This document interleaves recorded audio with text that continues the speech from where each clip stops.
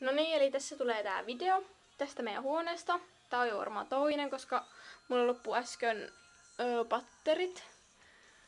Niin, eli tässä on tämmönen ihan meidän vaan niinkö vaatesäilytys. Ei oo kyllä hirveän laittu mitään. Ja kassakaappikin on. Sitäkään ei ole käytetty. Sitten meillä on tämmönen hieno lattia, vähän kenkiä levällä ja kaikkea ihan sairaan iso peili. Ja vessa.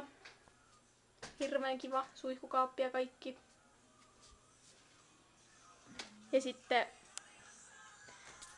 tästä kun käännytään, siinä on vähän mun tavaroita. Noita pusseja, hirveänä. Vähän sotkua, koska ollaan lähdössä ulos. Sitten on Villen tavaroita ja mun ja pöytä. Täällä on meidän jääkaappi. Ihan täynnä.